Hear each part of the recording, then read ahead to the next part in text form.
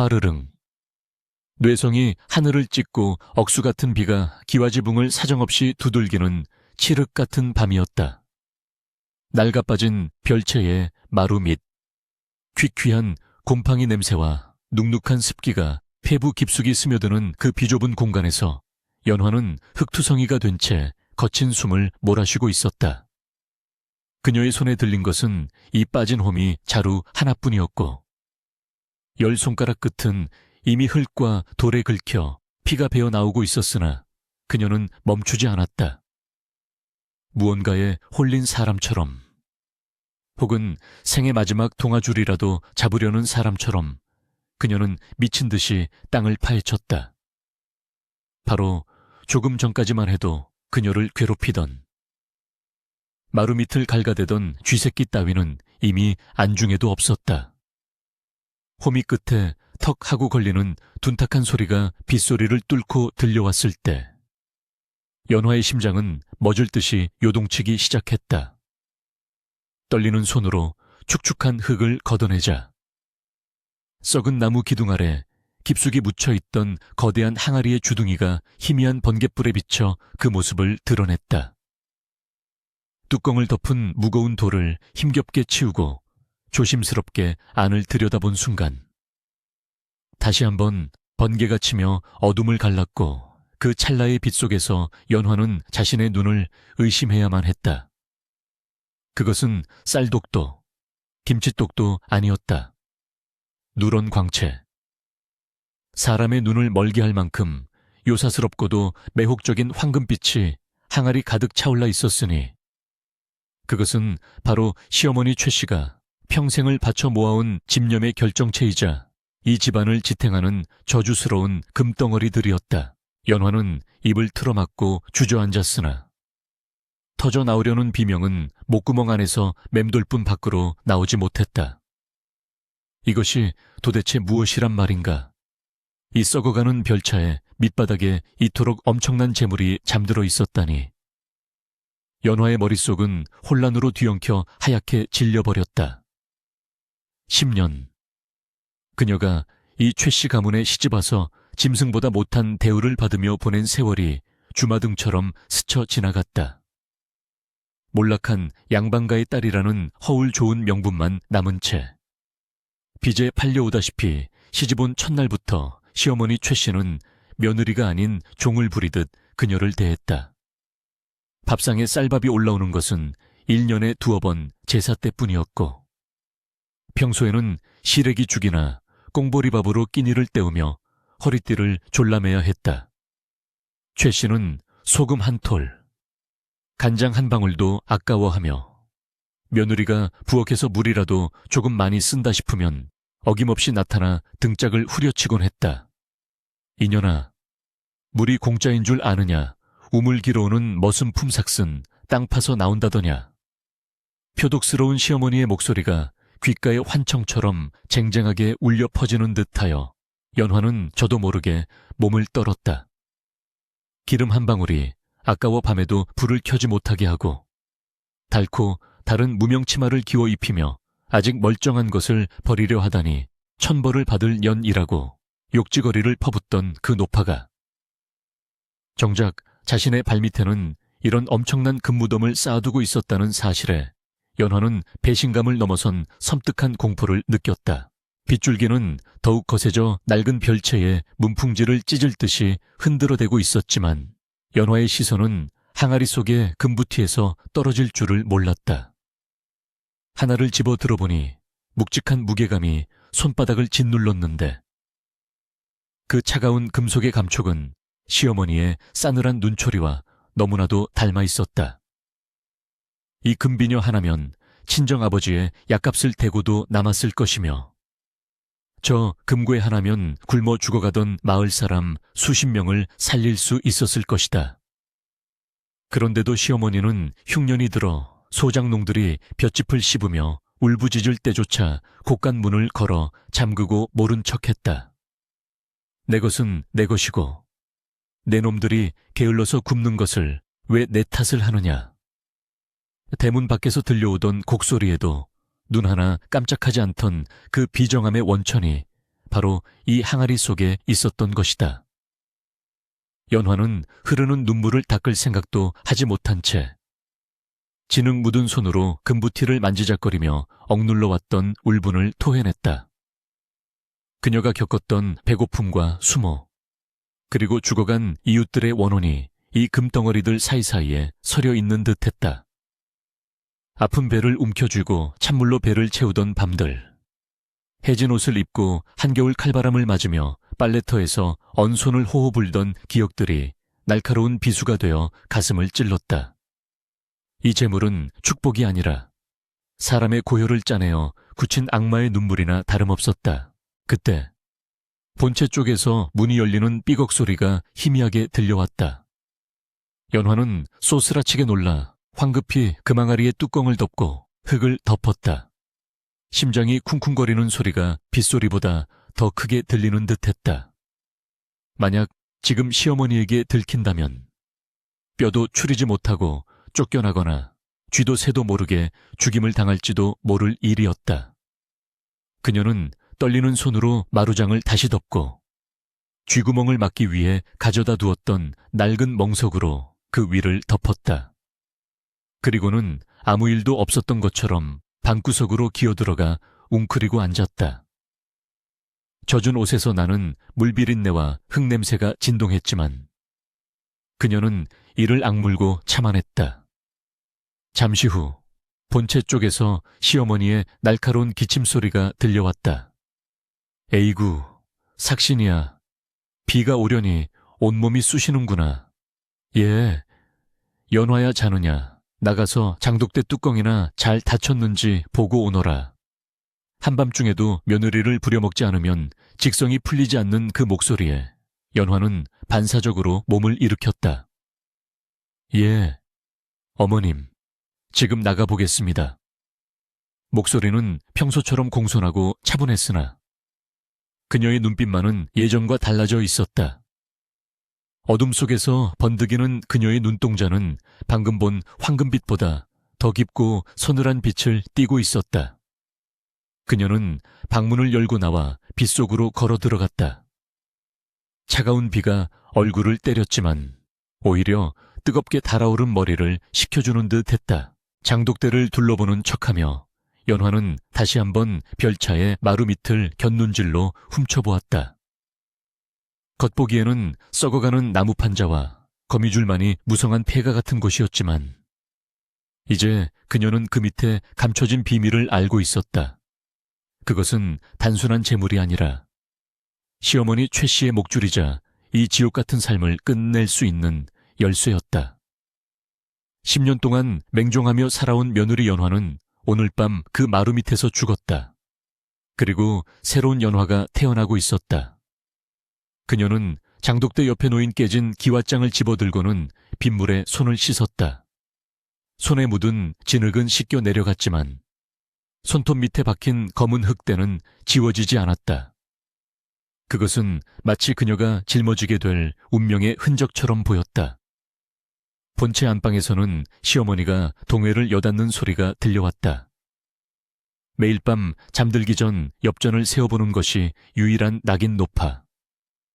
그 엽전 소리가 오늘따라 더욱 처량하고도 끔찍하게 들렸다. 연화는 입술을 깨물며 다짐했다.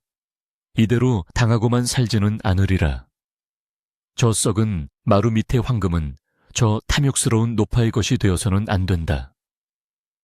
하늘이 오늘 밤 천둥 번개를 동원하여 내게 그 항아리를 보여준 데에는 분명한 뜻이 있을 것이다. 다시 방으로 돌아온 연화는 젖은 옷을 갈아입지도 않은 채 벽에 기대어 앉았다. 방 안은 냉기로 가득했지만 그녀의 가슴 속에서는 뜨거운 불길이 타오르고 있었다. 남편이라는 작자는 과거 공부를 핑계로 한양으로 떠난 지 3년이 넘도록 소식 한 장 없었다. 이 집안에 그녀를 지켜줄 사람은 아무도 없었다. 오직 스스로 강해져야만 살아남을 수 있었다. 연화는 눈을 감고 깊은 생각에 잠겼다. 당장 저금을 들고 도망칠 것인가? 아니면 다른 방법을 찾을 것인가? 도망친다 한들 추노꾼들에게 잡히면 끝장이다. 게다가 친정의 빚은 여전히 남아 있었다.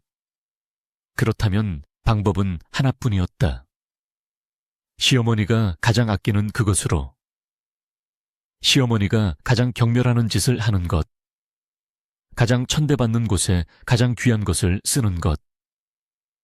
연화의 머릿속에 기막힌 생각이 스쳐 지나갔다.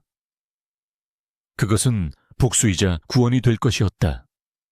그녀의 입가에 서늘한 미소가 번졌다.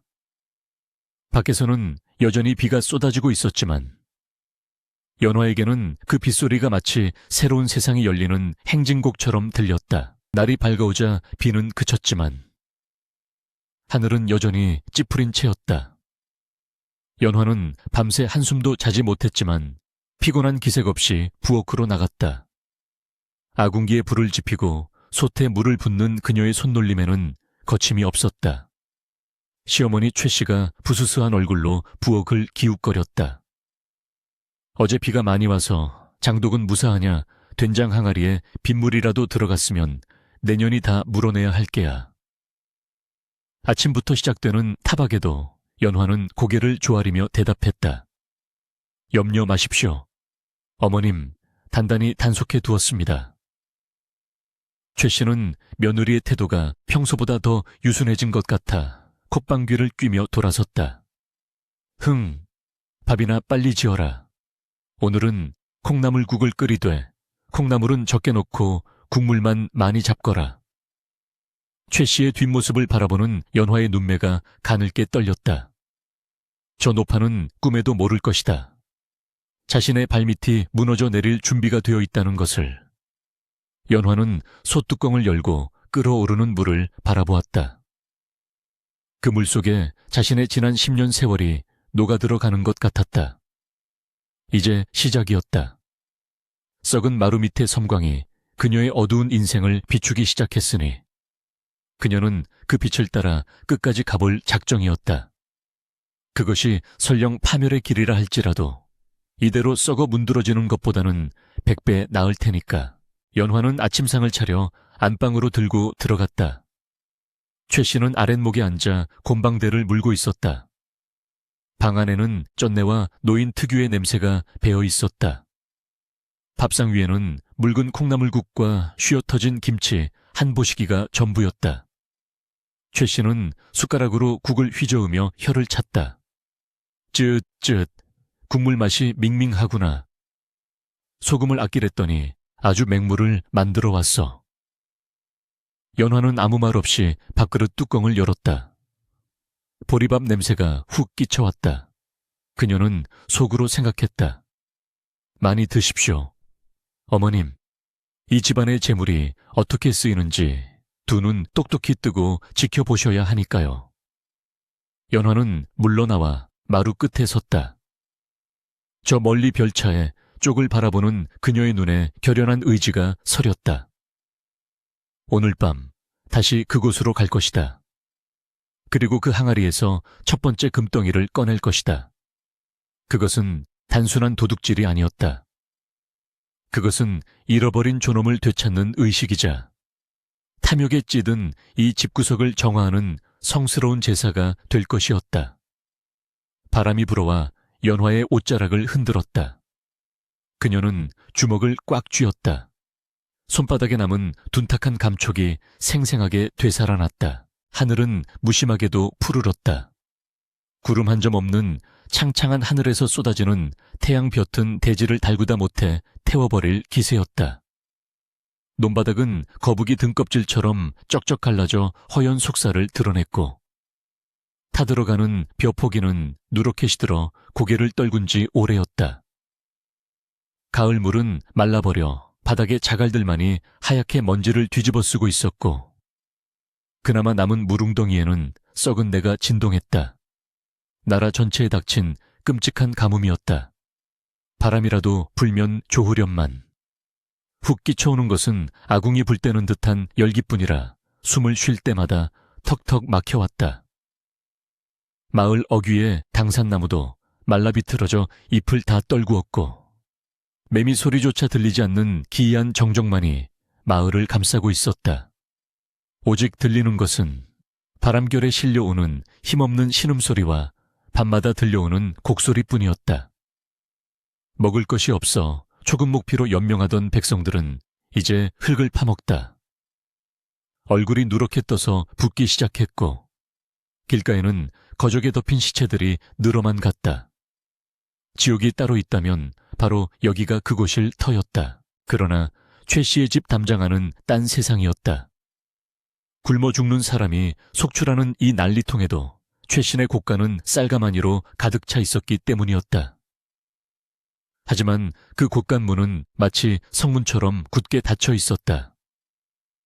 쇠로 만든 자물쇠가 2중 3중으로 채워져 있었고 최 씨는 그 열쇠 꾸러미를 속옷 깊숙이 넣어두고는 잠잘 때조차 몸에서 떼어놓지 않았다.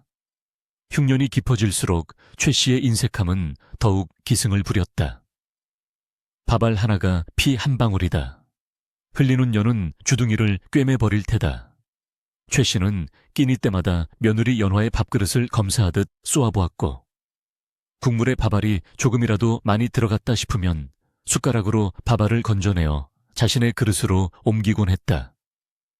연화는 목구멍이 포도청이라 주는 대로 받아먹었으나 목이 메어 넘어가지 않을 때가 한두 번이 아니었다. 어느 날 오후 대문 밖이 소란스러워졌다. 연화가 마당을 쓸다 말고 고개를 들어보니 대문 틈 사이로 비쩍 마른 손들이 쑥쑥 들어와 허공을 휘젓고 있었다. 마님 제발 한 번만 살려주십시오. 아이가 굶어 죽게 생겼습니다. 쌀뜨 물이라도 좋으니 제발 애끓는 목소리들이 담장을 넘어왔다. 그들은 최 씨 집안의 소장농들이었다.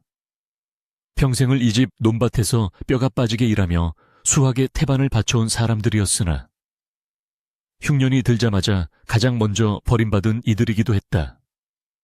연화는 가슴이 미어지는 것 같아 빗자루를 쥐고 어쩔 줄 몰라 했다. 그때 안방문이 벌컥 열리더니 최 씨가 튀어나왔다. 손에는 물풀의 나무로 만든 몽둥이가 들려 있었다. 이 빌어먹을 것들이 어디 와서 행패야, 재수없게 대문 앞에서 울고 지랄들이야. 최 씨는 하인들을 시켜 대문에 물을 끼얹게 했다. 물도 아깝다마는 저 재수없는 것들을 쫓아내려면 어쩔 수 없지. 썩 꺼지지 못해 하인들이 바가지에 똥물을 담아 대문 밖으로 휙 뿌리자 비명과 함께 사람들이 물러나는 소리가 들렸다. 그 처참한 광경을 지켜보던 연화의 눈에서 주르륵 눈물이 흘러내렸다. 저들은 짐승이 아니었다. 어제까지만 해도 밭에서 새색시 힘내시오 하며 웃어주던 이웃들이었다. 연화는 부들부들 떨리는 손으로 치맛자락을 움켜쥐었다. 어머님, 곡식은 아니더라도 묵은 콩이라도 좀 나누어 주시면 안 되겠습니까? 사람들이 죽어나갑니다.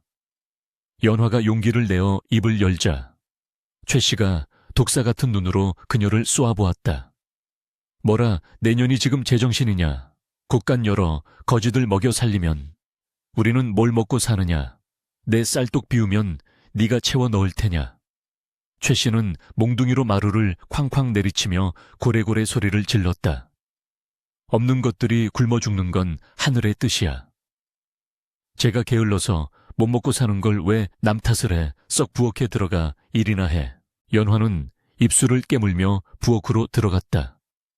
하지만 귀를 막아도 밖에서 들려오는 아이의 울음소리는 멈추지 않았다. 부엌 구석. 물항아리에 비친 자신의 얼굴이 낯설게 느껴졌다. 나는 공범이다. 저 탐욕스러운 노파의 죄악을 방조하고 있는 공범이다. 그녀는 부직갱이로 아궁이의 죄를 뒤적이며 생각했다. 지난밤 마루 밑에서 보았던 그 황금빛 항아리. 그것이 떠오를 때마다 가슴 한구석이 묵직하게 내려앉았다. 그 금항아리 하나면, 아니 그 속에 든 금괴 하나만 있어도 저 밖에서 울고 있는 아이들의 배를 채워줄 수 있을 텐데. 쌀가마니 수백 개를 사고도 남을 그 엄청난 재물이 썩은 마루 밑에서 곰팡이와 함께 썩어가고 있다는 사실이 연화를 미치게 만들었다. 최 씨가 그토록 아끼는 쌀 한 톨. 소금 한 줌이 모여 저 거대한 황금이 되었을 것이다. 그것은 단순한 금속이 아니었다. 소장농들의 피고름을 짜내고 며느리의 눈물을 말려 만든 원한의 결정체였다. 밤이 깊어지자 마을의 정막은 더욱 무거워졌다. 간간히 들려오는 부엉이 소리가 처량했다. 연화는 잠을 이룰 수가 없었다. 옆방에서 들려오는 최 씨의 코골이 소리가 오늘따라 천둥 소리처럼 거슬렸다. 최 씨는 꿈속에서도 돈을 세고 있을까? 아니면 곳간 열쇠를 지키기 위해 도둑놈들과 싸우고 있을까? 연화는 조용히 자리에서 일어나 앉았다. 방문 창호지에 어른거리는 달빛이 희미했다. 그녀는 홀린 듯이 방문을 열고 나갔다. 발소리를 죽이며 별차의 쪽으로 향했다. 며칠 전 비가 올 때처럼 흙탕물은 없었지만 별채 주변의 공기는 여전히 음습하고 차가웠다. 마루 밑 쥐구멍을 막아둔 멍석을 들추자 퀴퀴한 냄새가 훅 올라왔다. 연화는 주위를 두리번거린 후 마루장을 살짝 들어 올렸다. 달빛 한 줄기가 마루 틈으로 스며들어 항아리의 뚜껑을 비췄다. 돌을 치우고 뚜껑을 열자 그 안에서 다시금 그 요사스러운 황금빛이 번뜩였다. 어둠 속에서도 스스로 빛을 내는 듯한 그 금덩어리들은 여전히 차갑고도 매혹적인 자태로 그곳에 있었다. 연화는 손을 뻗어 금괴 하나를 집어들었다. 차가웠다. 하지만 그녀의 손바닥에서 느껴지는 것은 단순한 냉기가 아니었다. 그것은 죽어가는 사람들의 식어가는 천 같기도 했고 굶주림에 지쳐 싸늘하게 식어버린 아이의 몸뚱이 같기도 했다. 이깟 돌멩이가 뭐라고. 연화의 입에서 탄식이 흘러나왔다. 사람이 먹지도 못하고 입지도 못하는 이 차가운 쇠붙이가 사람의 목숨보다 귀하게 대접받는 이 세상이 원망스러웠다. 시어머니는 이 금을 모으기 위해 얼마나 많은 사람의 가슴에 못을 박았을까. 그리고 이제는 그 업보를 고스란히 끌어안은 채 죽어서도 이것들을 가져가려 하는가. 갑자기 담장 너머에서 으악 하는 비명소리가 들렸다. 누군가 굶주림을 참지 못해 담을 넘으려다 떨어진 모양이었다. 이어 웅성거리는 소리와 함께 개 짖는 소리가 들려왔다. 최신의 집을 지키는 사나운 맹견들이 지저대자 도둑은 혼비백산하여 달아나는 듯했다. 그 소란의 본체에 안방문이 열리고 최 씨가 뛰쳐나왔다. 도둑이야. 도둑놈 잡아라. 내 곳간 털어가는 놈 잡아라. 최 씨는 속옷바람으로 마당을 뛰어다니며 고래고래 소리를 질렀다. 연화야, 이년아. 자빠져 자느냐. 몽둥이 들고 나오지 못해. 연화는 황급히 금항아리 뚜껑을 덮고 마루장을 닫았다. 심장이 튀어나올 것만 같았다. 그녀는 짐짓 방금 잠에서 깬 척하며 별차에 모퉁이를 돌아 마당으로 나갔다. 어머님, 무슨 일이십니까? 연화가 묻자 최 씨는 씩씩거리며 대문 쪽을 가리켰다. 어떤 놈이 감히 내 집 담을 넘어 잡히기만 해봐라. 뼈다귀를 추려 국을 끓일 테다. 최 씨의 눈은 살기로 번득였다. 그녀에게는 사람의 목숨보다 곳간의 쌀 한 톨이 더 중했다. 연화는 횃불을 들고 마당을 서성이는 하인들의 그림자를 바라보며 몸서리를 쳤다. 배고픔에 미쳐 담을 넘어야 했던 그 사람의 절박함은 최 씨에게 그저 징벌해야 할 탐욕으로 비칠 뿐이었다. 정작 진짜 탐욕은 이 집 안, 저 썩은 마루 밑에 또아리를 틀고 앉아 있는데도 말이다. 최 씨는 곳간문을 다시 한번 확인하고 자물쇠를 잡아당겨 보고서야 안심한 듯 방으로 들어갔다. 오늘 밤은 뜬 눈으로 세워야겠다. 내년도 잠잘 생각 말고 마루에서 보초를 서라. 최 씨의 명령에 연화는 예 하고 대답하며 대청마루에 앉았다. 밤바람이 차가웠지만 연화의 머릿속은 뜨겁게 달아올랐다. 눈앞에 아른거리는 것은 금항아리의 번뜩임과 굶어 죽어가는 아이들의 퀭한 눈동자였다. 두 가지 이미지가 겹쳐지며 그녀를 괴롭혔다. 내가 저 금을 꺼내 쓴다면 그것은 도둑질이다. 시어머니의 재물을 훔치는 칠거지약 중 하나다. 잡히면 관에 끌려가 곤장을 맞고 쫓겨날 것이다. 친정 식구들까지 화를 입을지도 모른다. 하지만 이대로 둔다면 저 금은 영원히 빛을 보지 못한 채 흙 속에 묻혀 있을 것이고 사람들은 계속해서 죽어 나갈 것이다. 사람이 죽는데 예법이 무슨 소용이고 도덕이 무슨 소용이란 말인가. 연화는 무릎을 감싸 안고 고개를 파묻었다. 갈등의 골은 깊고도 깊었다. 그때 대문 틈으로 희미한 신음소리가 다시 들려왔다. 물 좀. 그것은 낮에 쫓겨났던 그 노인의 목소리 같기도 했다. 연화는 벌떡 일어났다. 부엌으로 달려가 바가지에 물을 한가득 펐다. 그리고 살금살금 대문으로 다가갔다. 빗장을 아주 조금 열고 밖을 내다보았다. 거적을 쓴 노인이 대문에 기대어 쓰러져 있었다. 연화는 떨리는 손으로 바가지를 내밀었다. 노인은 허겁지겁 물을 마셨다. 물을 마시는 그 처참한 모습을 보며 연화는 결심을 굳혔다. 더 이상 망설일 시간이 없었다. 하늘이 내게 그 항아리를 보여준 것은 시험하기 위함이 아니라 행동하라고 명한 것이다. 저 노인의 마른 목을 적시는 물 한 모금처럼 나의 행동이 누군가의 생명을 살릴 수 있다면 기꺼이 도둑이 되리라. 아니, 의적이 되리라. 연화는 빈 바가지를 받아들고 다시 대문을 잠갔다. 그녀의 눈빛은 더 이상 흔들리지 않았다. 두려움은 사라지고 서늘한 분노와 단단한 결의만이 남았다. 내일 밤부터다. 달이 구름에 가려지는 그 시각. 나는 움직일 것이다. 시어머니가 잠든 사이 야금야금 저 저주받은 금을 꺼내어 세상 밖으로 돌려보내리라. 그것은 최 씨 가문에 대한 배신이 아니라 인간의 도리에 대한 충성이었다. 연화는 하늘을 올려다보았다. 여전히 별은 차갑게 빛나고 있었지만 그녀의 가슴 속에는 새로운 별 하나가 뜨겁게 타오르기 시작했다. 그것은 희망이라는 이름의, 그리고 반란이라는 이름의 별이었다. 내일 날이 밝으면 장터에 나가 약재상과 쌀가게의 동태를 살피리라. 어떻게 하면 소리 소문 없이 물건을 바꾸어 사람들에게 나누어 줄 수 있을지 치밀하게 계획을 세워야 했다. 연화는 주먹을 꽉 쥐었다. 손톱이 살을 파고들었지만 아픔조차 느껴지지 않았다. 마루 밑에 금항아리가 그녀를 부르고 있었다. 어서 나를 꺼내달라고, 나를 가두고 있는 이 탐욕의 감옥에서 해방시켜달라고 아우성치는 것만 같았다. 구름이 달을 삼킨 칠흑 같은 밤. 세상은 쥐 죽은 듯 고요했으나 연화의 심장 소리만이 북소리처럼 귓가를 울렸다. 그녀는 숨을 죽이고 마루 밑으로 기어 들어갔다.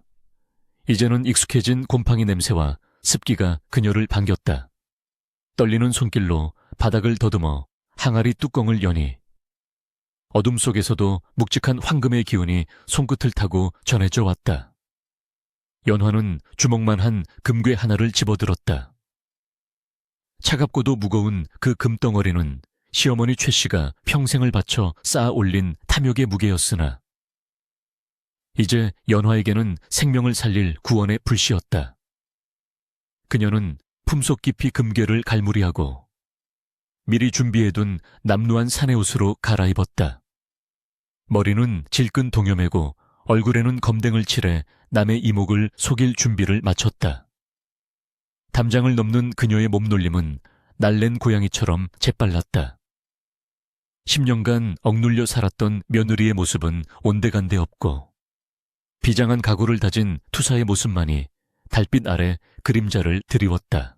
연화는 마을을 벗어나 10리 밖 장사치들이 모인다는 옆 고을의 객주를 향해 밤길을 재촉했다. 굶주린 들개들이 컹컹거리며 지저댔지만 그녀의 걸음은 멈추지 않았다. 발바닥이 돌부리에 채여 피가 났지만 고통 따위는 느껴지지 않았다. 객주에 도착한 연화는 주인장에게 금괴를 내밀었다. 이것으로 쌀과 약재를 주시오. 묻지도 따지지도 말고. 당장 가져갈 수 있는 만큼 내어주시오. 졸린 눈을 비비며 나온 객주 주인은 금괴의 영롱한 빛을 보자마자 눈이 휘둥그레졌다. 그는 의심스러운 눈초리로 연화를 위아래로 훑어보았으나 서슬퍼런 연화의 기세에 눌려 딴청을 피우지 못했다. 도대체 댁은 누구슈 이 귀한 것을. 목숨이 경각에 달린 사람들을 살리려는 것이니 잔말 말고 물건이나 나오시오. 연화의 목소리는 낮고 단호했다. 주인은 허겁지겁 창고를 열어 쌀가마니와 약재 꾸러미를 수레에 실어주었다. 연화는 수레를 끌고 다시 어둠 속으로 사라졌다. 돌아오는 길. 수레의 무게는 청은망은이었으나 그녀의 마음은 깃털처럼 가벼웠다. 마을 어귀에 도착했을 때는 새벽달기 울기 전. 가장 어둡고 고요한 시각이었다. 연화는 수레를 세우고 쌀자루를 하나씩 어깨에 메었다. 가장 먼저 간 곳은 지난밤 물을 구걸하던 노인의 집이었다. 다 쓰러져가는 살인문 앞에 쌀 한 자루와 약재를 내려놓았다. 그 다음은 젖 먹일 힘조차 없어 말라가던 아이, 엄마의 집, 병든 아비를 모시고 사는 효자의 집. 연화는 그림자처럼 마을을 누비며 가난과 절망이 깊게 들이운 집집마다 희망을 배달했다. 쌀자루를 내려놓는 툭 소리가 날 때마다 그녀의 가슴속 응어리도 하나씩 풀려나가는 듯했다. 시어머니의 곳간에서 썩어가던 재물이 비로소 제 주인을 찾아가는 순간이었다. 마지막 집 앞에 물건을 내려놓고 돌아설 때 동쪽 하늘이 희끄무레하게 밝아오기 시작했다. 연화는 빈 수레를 덤불 속에 숨기고 담장을 넘어 다시 별차에 마루 밑으로 들어와 옷을 갈아입었다. 방으로 돌아와 이불을 뒤집어 쓰자마자 온몸에 긴장이 풀리며 식은땀이 비오듯 쏟아졌다. 그러나 입계는 10년 만에 처음으로 진정한 미소가 번졌다. 날이 밝자 마을은 발칵 뒤집혔다. 여기저기서 탄성과 울음소리가 터져나왔다. 이게 웬 쌀이여 하느님. 부처님 감사합니다. 엄마, 밥 냄새가 나요. 문을 열고 나온 사람들은 자기 집 앞에 놓인 쌀자루와 약재를 보고 믿을 수 없다는 듯 눈을 비볐다. 밤새 도깨비가 다녀간 것인지 산신령이 조화를 부린 것인지 알 수 없었으나 그것은 분명한 현실이었다. 굶어 죽어가던 사람들은 솥을 걸고 밥을 지었다. 굴뚝마다 하얀 연기가 피어오르고 구수한 밥 냄새가 온 마을을 진동시켰다. 죽음의 그림자가 드리웠던 마을에 다시 생기가 돌기 시작했다. 사람들은 삼삼오오 모여 웅성거렸다. 도대체 누가 이런 은혜를 베풀었을까? 밤새 다녀간 얼굴 없는 보살님이 계신 게야. 소문은 꼬리에 꼬리를 물고 퍼져나갔다. 마을 사람들은 보이지 않는 은인에게 절을 올리며 감격의 눈물을 흘렸다. 최씨 집안 부엌에서 아침상을 차리던 연화는 담장 밖의 소란을 들으며 조용히 국을 펐다. 그녀의 손끝은 여전히 흙투성이었고 어깨는 쌀가마니 무게에 짓눌려 욱신거렸지만 밖에서 들려오는 아이들의 웃음소리가 그 어떤 명약보다도 그녀의 피로를 씻어주었다. 그때 안방 문이 벌컥 열리며 최씨가 뛰쳐나왔다. 아침부터 웬 소란들이야. 거짓대들이 때로 몰려오기라도 했느냐. 최씨는 마당에 서 있는 하인들에게 꽥 소리를 질렀다. 하인 하나가 조심스럽게 아뢰었다. 마님, 그게 아니오라. 마을에 이상한 일이 생겼습니다. 밤사이에 누군가 가난한 집마다 쌀과 약을 놓고 갔답니다. 다들 얼굴 없는 보살이 나타났다고 난리도 아닙니다요. 그 말을 들은 최 씨는 코웃음을 쳤다. 보살은 무슨 얼어 죽을 보살. 어떤 미친놈이 돈이 썩어 남아 돌아서 쌀을 길바닥에 뿌린단 말이냐. 제정신 박힌 놈이면 그럴 리가 없지.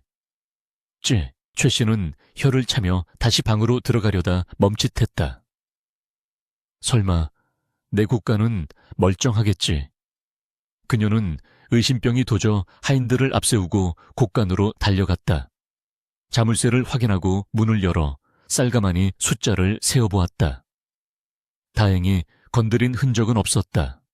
연화가 가져다 쓴 것은 쌀이 아니라 마루 밑에 금이었으니 당연한 일이었다. 안도한 최 씨는 거만하게 웃으며 말했다. 그럼 그렇지. 내 국간쌀 한 톨도 쥐새끼가 못 물어가는데 누가 감히 손을 대 밖에서 미친놈이 적선 노름을 하든 말든. 우리랑은 상관없는 일이다. 문단속이나 잘해라. 최 씨의 그 오만방자한 태도를 뒤에서 지켜보던 연화는 속으로 냉소를 삼켰다.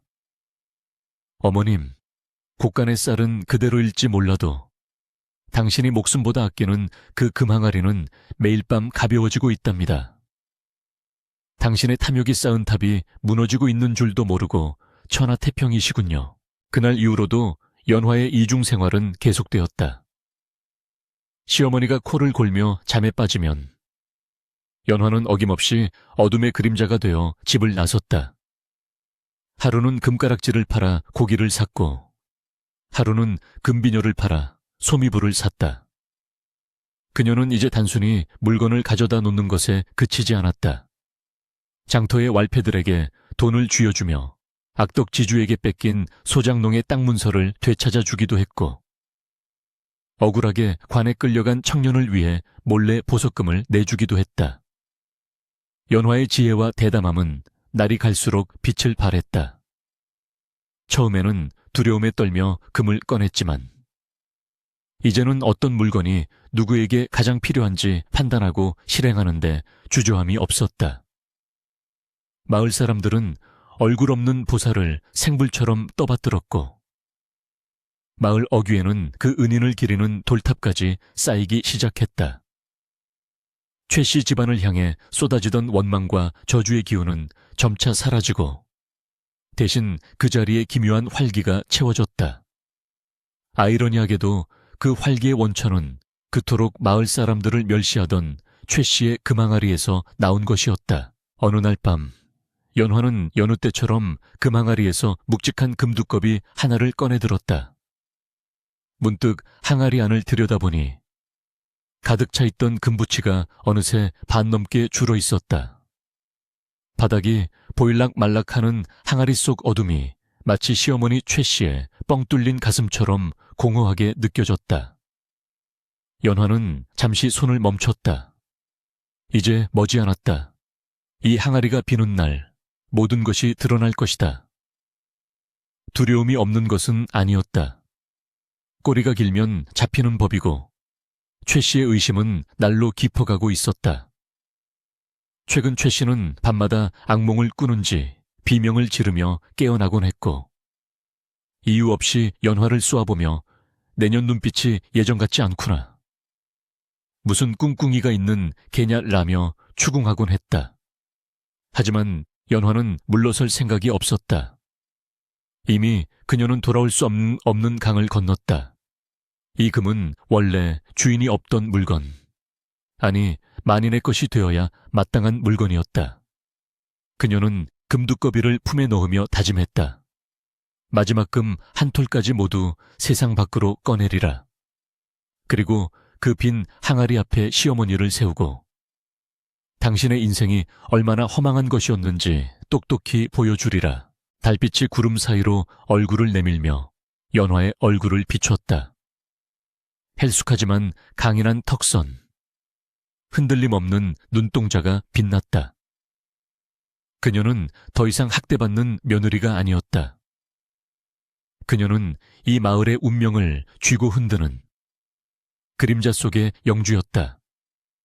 밤이 깊어갈수록 최 씨의 코골이 소리는 잦아들고 연화의 발걸음 소리는 더욱 당당해졌다. 내일은 옆 마을 장터가 서는 날이다. 이번에는 이 금두꺼비로 젖소 한 마리를 사서 젖이 나오지 않아 우는 아이가 있는 집에 몰래 메어두리라 생각하니 벌써 가슴이 벅차올랐다. 연화는 살며시 방문을 열고 나갔다. 마당에 핀 늦깎이 국화꽃 향기가 그녀의 옷자락을 스치고 지나갔다.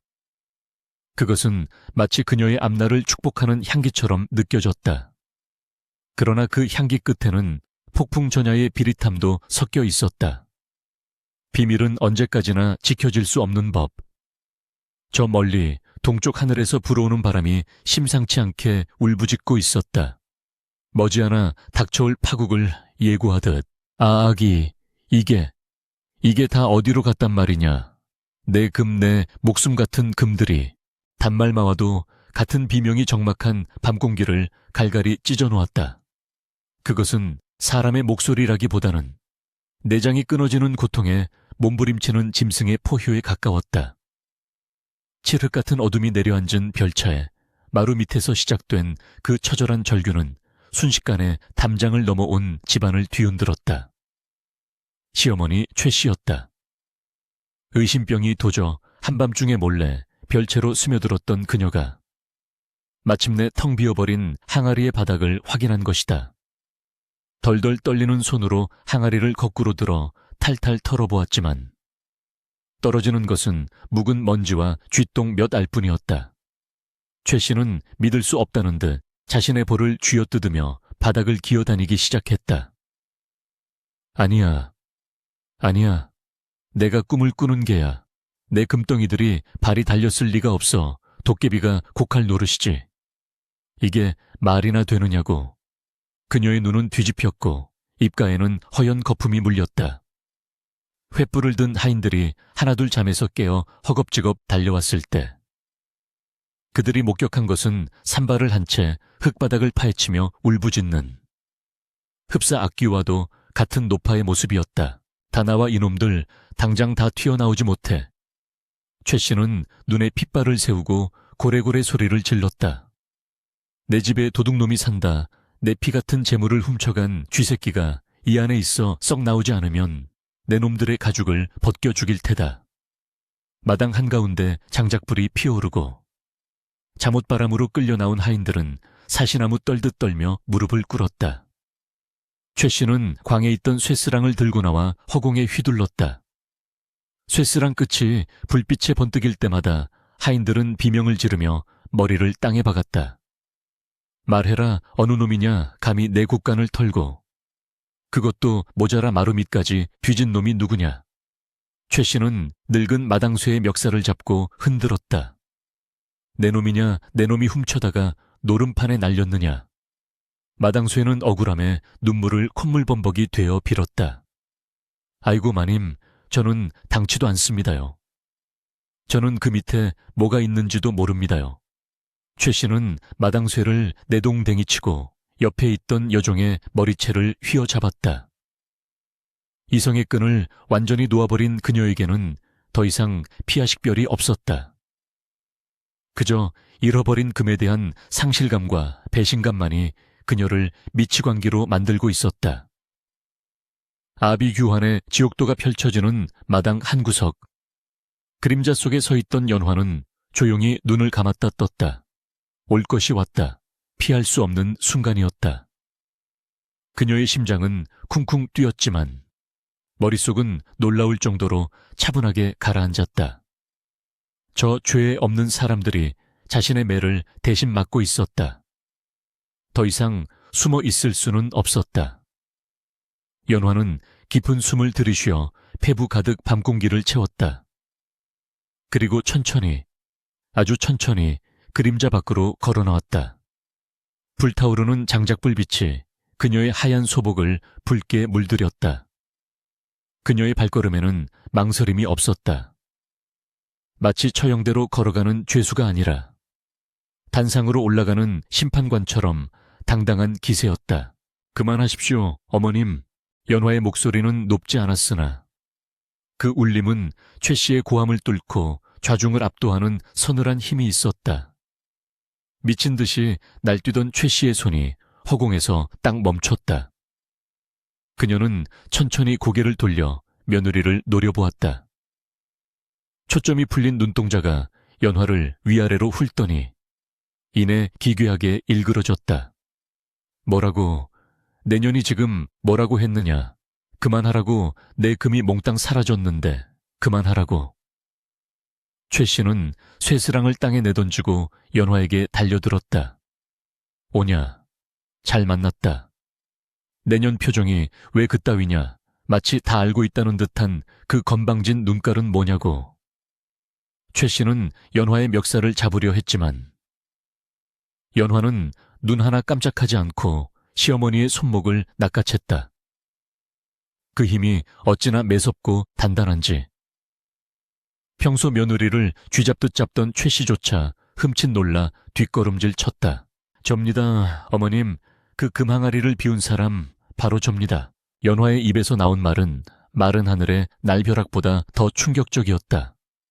마당에 엎드려 있던 하인들은 숨을 멈췄고 타닥거리는 장작불 소리만이 정적을 메웠다.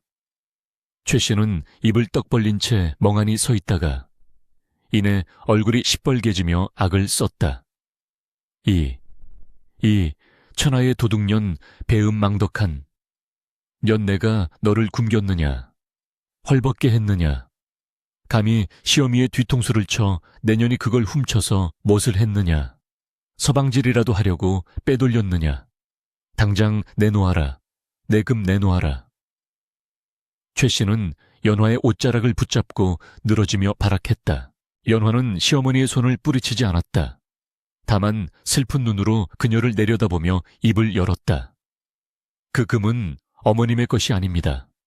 그것은 지난 10년간, 아니 수십 년간 어머님이 착취한 소장농들의 피요, 흉년에 굶어 죽은 아이들의 살이며 억울하게 땅을 뺏긴 이웃들의 눈물입니다. 어머님은 그 원한 맺힌 덩어리들을 끌어안고 천년만년 살 줄 아셨습니까? 연화의 목소리가 점차 고조되었다. 제가 훔친 것이 아닙니다. 원래 주인들에게 돌려주었을 뿐입니다. 쌀이 되어 배고픈 자의 밥상에 올랐고, 약이 되어 병든 자의 입에 들어갔으며, 옷이 되어 추위에 떠는 자를 덮어주었습니다. 그것이 그 금이 있어야 할 자리였습니다. 최 씨는 기가 막혀 말문이 막힌 듯 헐떡거렸다. 미친년, 네가 정녕 미쳤구나. 내 돈을 가지고 적선 노름을 해. 네가 부처라도 된 줄 아느냐. 그래서 그 많은 금을 다 써버렸다는 개냐 한 푼도 남기지 않고. 최 씨의 목소리가 떨렸다. 공포였다.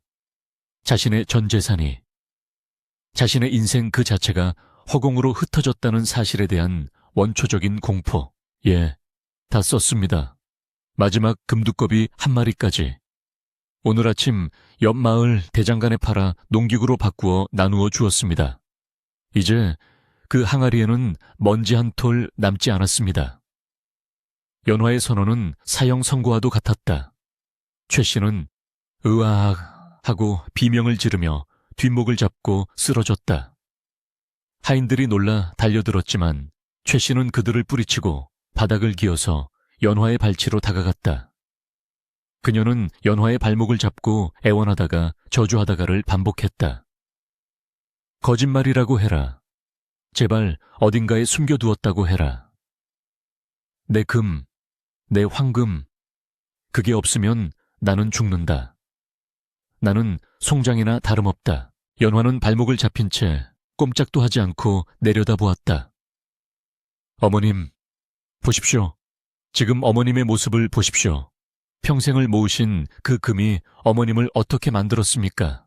사람을 사람으로 보지 않게 만들었고, 가족을 적으로 보게 만들었으며, 끝내는 짐승처럼 울부짖게 만들었습니다. 그 금항아래는 보물단지가 아니라 어머님을 가둔 감옥이었습니다. 제가 그 감옥 문을 부수어 드린 것입니다. 연화의 눈에서 주르륵 눈물이 흘러내렸다. 그것은 시어머니에 대한 연민이자 지난 세월 자신이 겪었던 고통에 대한 위로였다. 이제 편안해지십시오. 지킬 것이 없으니 두려울 것도 없지 않습니까? 더 이상 밤마다 쥐소리에 놀라 깨지 않으셔도 됩니다. 하지만 최 씨에게 그 말은 들리지 않았다. 그녀는 갑자기 벌떡 일어나 부엌으로 뛰어 들어갔다. 그리고 식칼을 들고 뛰쳐나왔다. 서슬 퍼런 칼날이 불빛을 받아 섬뜩하게 번뜩였다. 죽여버릴 테다 내 금을 돌려놓지 못하면 너도 죽고 나도 죽는 거야. 내 뱃속을 갈라서라도 끄집어낼 테다. 최 씨가 칼을 휘두르며 달려들자 하인들이 비명을 지르며 도망쳤다. 연화는 피하지 않았다. 그녀는 꼿꼿이 서서 시어머니를 응시했다. 그 눈빛에는 죽음을 초월한 무언가가 있었다. 칼끝이 연화의 목 앞에서 멈췄다. 찌르지 못했다. 연화의 눈빛이 너무나도 맑고 강렬해서 압도당한 최 씨의 손이 부들부들 떨리기 시작했다. 찌르십시오. 제 피를 뿌려서라도 그 빈 항아리가 채워진다면 찌르십시오. 하지만 어머님, 제 피는 붉을 뿐 황금색이 아닙니다. 저를 죽여도 금은 돌아오지 않습니다. 이미 세상으로 흘러가 생명이 되었습니다. 그것을 다시 뺏어오시려거든 이 마을 사람들을, 저 아랫마을 사람들을 다 죽이셔야 할 겁니다. 연화가 한 발자국 앞으로 다가서자 최 씨는 오히려 뒷걸음질 쳤다. 악마 같은 년, 독사 같은 년. 최 씨는 칼을 떨어뜨리고 주저앉았다. 힘이 빠진 다리는 더 이상 그녀를 지탱하지 못했다. 그녀는 땅을 치며 통곡했다. 아이고, 억울해라. 내 평생 안 먹고 안 입고 모은 것인데 하늘도 무심하시지. 어찌 내게 이런 날벼락을 내리시는가. 마당을 가득 채우는 것은 오직 최 씨의 곡소리뿐이었다. 하인들은 숨소리조차 내지 못하고 그 광경을 지켜보았다. 그토록 서슬퍼렇던 안주인이 한 줌의 재산이 사라졌다는 이유로 저토록 처참하게 무너져 내리는 모습은 충격 그 자체였다. 반면 아무것도 가진 것 없이 빈손으로 서 있는 며느리 연화는 그 어느 때보다 거대하고 위대해 보였다. 그녀의 옷은 남루했지만 그녀의 영혼은 황금보다 빛나고 있었다. 연화는 몸을 돌려 대문 쪽을 바라보았다. 동이 터오고 있었다. 먼 산등성이가 붉게 물들기 시작했다. 그녀는 알고 있었다. 이 집에서의 인연은 이것으로 끝이라는 것을.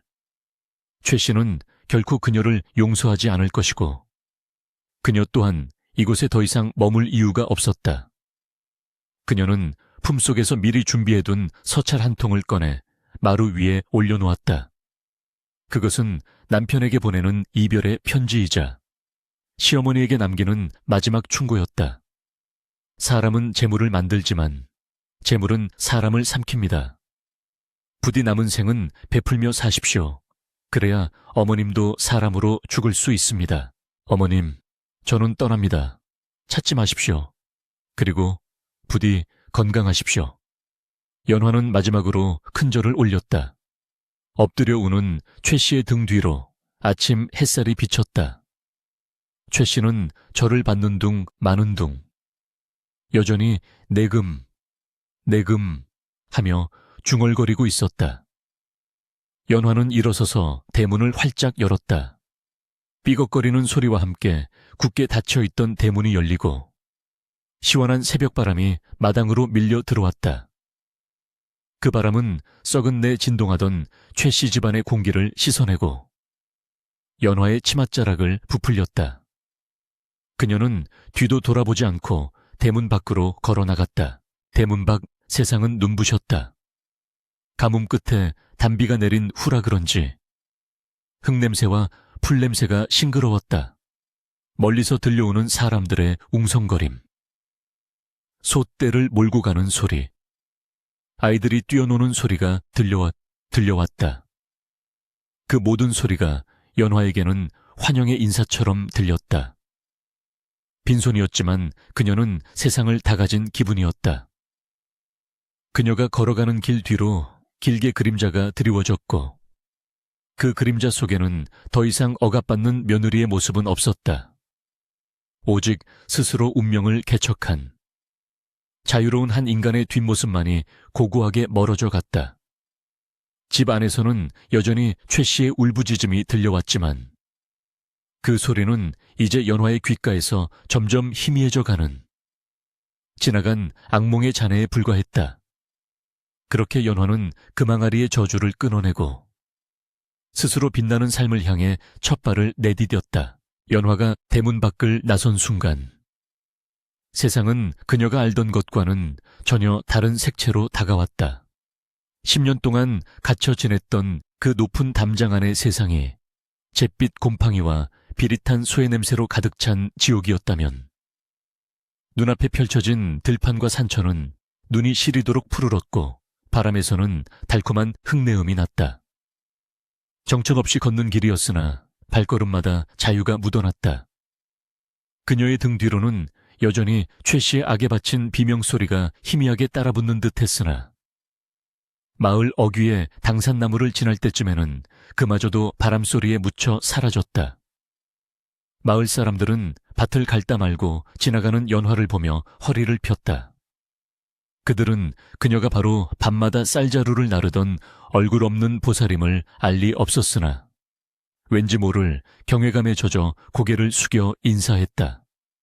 새색시 어디를 가시는가? 얼굴이 해처럼 환하구먼. 촐로의 덕담에 연화는 말없이 엷은 미소만 지어 보였다.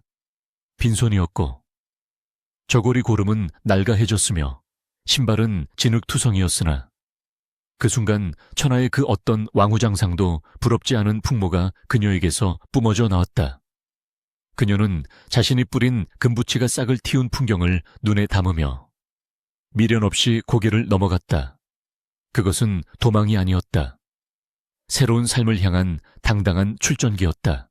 한편 연화가 떠난 최 씨의 집은 마치 주춧돌이 빠진 성처럼 급격히 무너져 내리기 시작했다.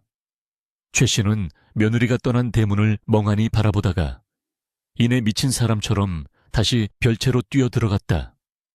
텅 빈 항아리를 끌어안고 그녀는 중얼거렸다. 아니야, 아니야. 그년이 거짓말을 한 게야. 내 금이 다 없어졌을 리가 없어. 어딘가에 묻어뒀을 거야. 최 씨는 밤낮을 가리지 않고 마당을 파헤치기 시작했다. 쇠스랑으로, 호미로, 나중에는 피투성이가 된 맨손으로 땅을 팠다.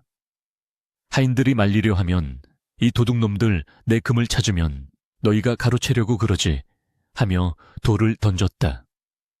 집안의 기강은 땅에 떨어졌고 흉흉한 소문이 돌자 하인들도 하나둘 짐을 싸서 도망쳐버렸다.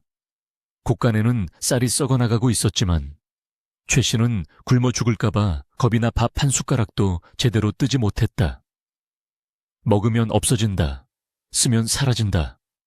그녀는 쌀독을 지키기 위해 밤을 새우다 헛것을 보기 일쑤였고 바람소리만 들려도 도둑이 들었다며 비명을 질렀다. 마을 사람들은 그 집 앞을 지날 때마다 귀신 씌인 집이라며 침을 뱉고 지나갔다. 계절이 몇 번이나 바뀌고 다시 흉년과 풍년이 번갈아 찾아오는 동안 최 씨의 집은 흉가처럼 변해갔다. 잡초가 무성한 마당 한가운데 뼈만 앙상하게 남은 노파 하나가 멍석을 뒤집어쓰고 앉아있었다. 최 씨였다. 그녀의 곁에는 깨진 항아리 조각들이 널려 있었고 그녀는 그 조각을 금덩이인 양 소중하게 닦고 또 닦았다. 이리 오너라. 내 새끼들. 반짝반짝 빛나는 내 새끼들. 그녀의 눈은 이미 세상의 빛을 잃었고 오직 탐욕의 환영만을 쫓고 있었다. 어느 매서운 겨울밤 폭설이 내려온 세상을 하얗게 뒤덮던 날 최 씨는 차가운 마루 밑에서 웅크린 채 숨을 거두었다. 그녀의 품속에는 금고에 대신 돌멩이 몇 개가 소중하게 안겨 있었다. 평생을 재물에 갇혀 살았던 여인의 최후는 그토록 허망하고 쓸쓸했다. 장례를 치러줄 사람조차 없어 마을 사람들이 거적에 싸서 뒷산에 묻어주었는데 무덤개는 풀조차 자라지 않았다고 전해진다. 그녀가 남긴 밭과 노는 관에 귀속되어 소장농들에게 골고루 분배되었으니 죽어서야 비로소 그녀의 재물이 사람들에게 돌아간 셈이었다. 세월은 유수와 같이 흘러 10년이라는 시간이 훌쩍 지났다. 산세가 수려하고 물이 맑기로 소문난 어느 깊은 상올 마을.